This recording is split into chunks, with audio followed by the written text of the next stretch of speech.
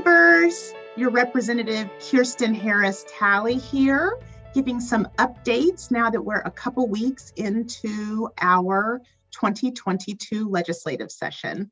I want to start by thanking all the neighbors who've already reached out and made sure that we're aware of the issues that are important to you, your neighbors, and your loved ones. We are always looking forward to chatting with neighbors so that we make sure we're paying attention to all the right things. So please keep it coming. For those who have been watching, you've noted that all of our committee work and our floor action is continuing to happen remotely via Zoom. We will be continuing this practice and invite you to join with convenience from wherever you are, whether it be your home or work. And we still have a few more weeks of committee work. So invite you, please Zoom in, get online, give testimony. It's only a couple minutes of time. It makes a world of difference in us making sure that you, our neighbors, are centered in the decisions we make.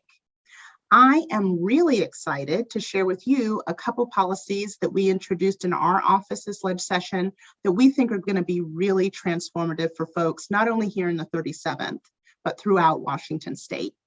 The first I am really excited about is our Doulas for All bill. I've had the pleasure of working with Surge Reproductive Justice and the Doulas for All Coalition that's been organizing on this issue for over 4 years to even bring it to law and consideration this year. The bill 1881 is focused on adding a certification standard for doulas. For folks who don't know, doulas are not medical providers, but rather advocates and folks who support birthing people so that those who are giving birth know their rights and understand how to advocate for themselves and have the birth outcomes that they are working towards. And this bill will make sure that with the certification standard, that for the first time in our state's history, we'll actually be able to provide Medicaid coverage for these birth advocates known as doulas. And what that means is that the over 50% of births that happen in Washington state under Medicaid will also have access to having someone supporting folks through this really amazing moment in their life.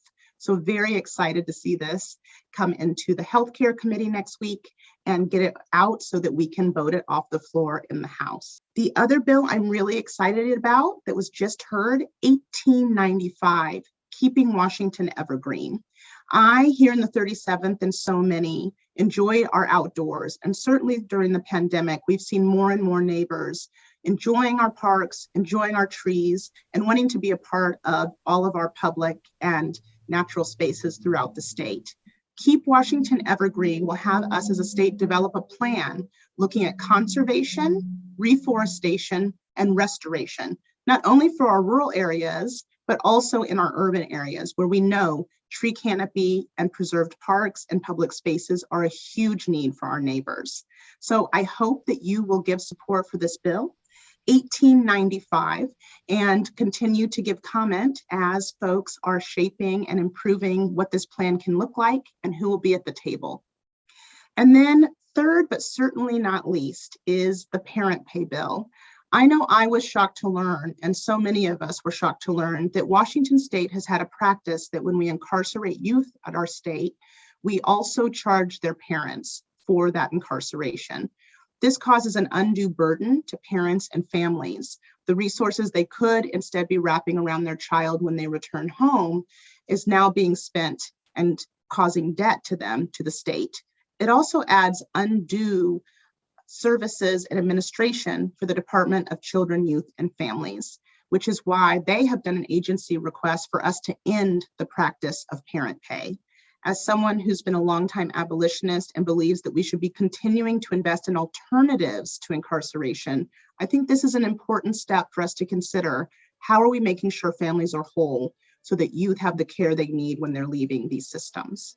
So please look up these policies, tell me what you think, let me know if there are other policies from other members and colleagues that I should be aware of, and please continue to reach out and stay involved in our democracy. It really makes a difference. Until next time, bye.